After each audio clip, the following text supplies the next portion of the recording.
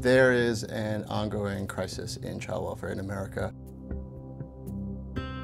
Every year, some 3 million children are the victims of reported abuse or neglect. I'd say some 900,000 of them for those allegations that are proven true. And at any moment in time, there's some 600,000 children that have been removed from their homes because of abuse and neglect and placed into state-run child welfare systems.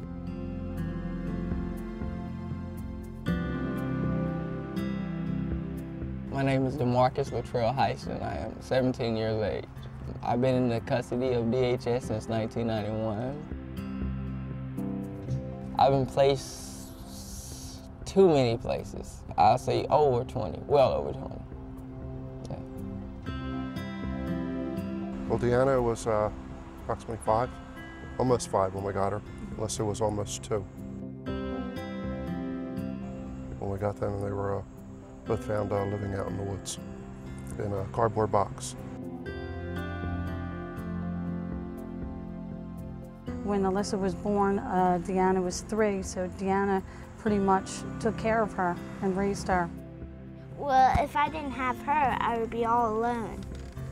And if I didn't have Dee Dee, I wouldn't be here right now. I'll be gone. She kept me alive because of her. She took care of me, fed me.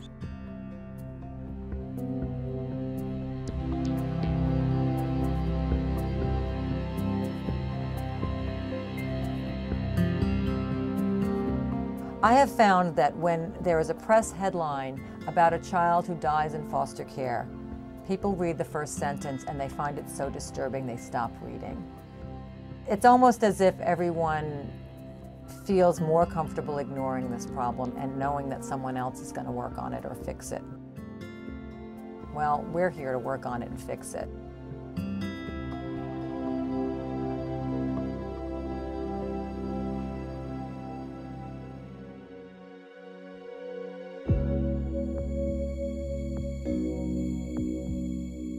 Government is damaging children, and that's not what it's set out to do, but certainly by its carelessness and its lack of accountability, it is damaging children.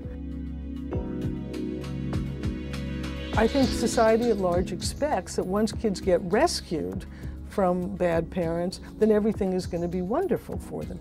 The state has an obligation, an absolute constitutional and statutory obligation to provide basic services and basic care and protection to foster children that depend on these systems literally for their very lives. And the court system is the system that protects the rights of minorities. And these kids who are poor and don't vote are as minority and unheard of and silent as anybody can be in this country. They don't have money, they don't have influence, they don't have power.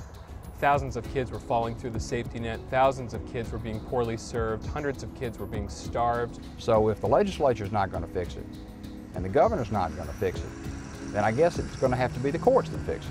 We use the power of the courts. We really think of a lawsuit as a campaign. It's a campaign to both reveal the problems and how kids are being hurt, and to say that it's illegal to hurt kids, and then 3, to say, and it can be fixed. They cannot say that it's okay to harm children simply because they don't have enough money. They have to figure out a way to get it done. And very often it's not just money, it's management. We're spending a total of about $19 billion a year in federal, state, and local tax money. $19 billion a year to damage kids this badly. These are children, they're victims in many ways, and the worst thing we can do is have systems that re-victimize them. As far as I'm concerned, the only thing that stands between thousands of children in the United States and very tragic circumstances is children's rights.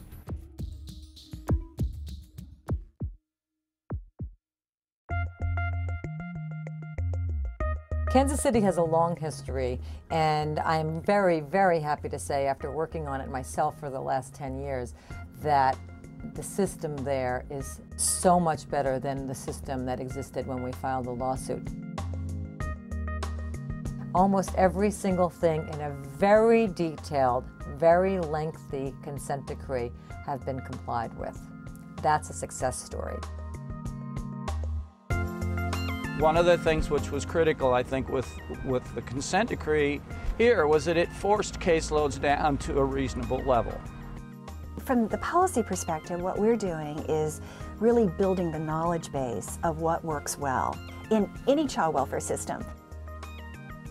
I think the combination of litigation, policy, research, analysis, and advocacy are critical to changing this system for all kids. The litigation piece will take care of one system and the children it serves. The policy piece shapes the context in which services must be delivered. If you want to incorporate best practices, look at what we've got in Jackson County, because the things that we put into place really are best practices and they can be done.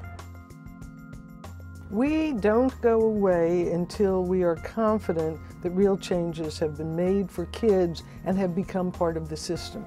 Children's rights remains with the child welfare system. Looking at what's happening, monitoring the results, ensuring that the agreements that were made to change the system are being complied with. This county has made some real improvements as a result of the children's rights lawsuit.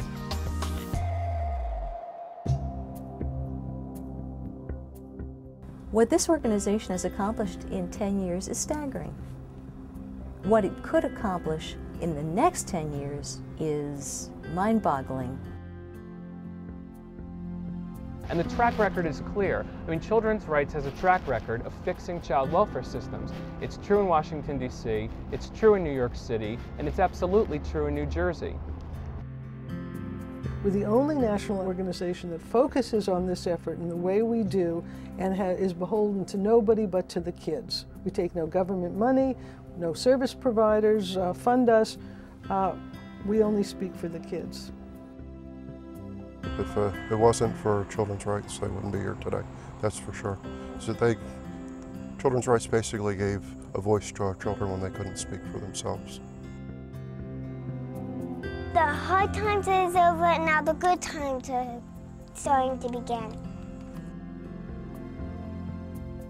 It is not an easy job, it is not an inexpensive job, but it is a job that has to be done. There is no other choice.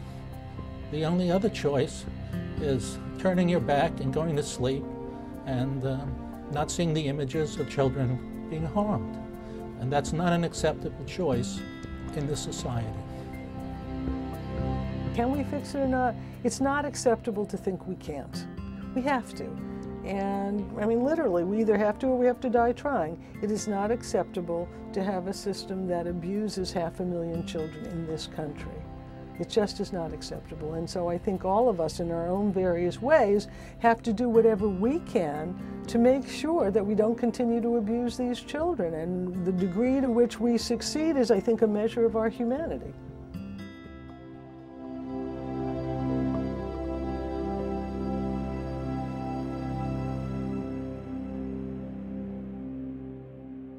Well, I hope that there is not another kid ever in the state of Mississippi, anywhere in the United States, to have to go through what I've been through. That's the only thing I hope.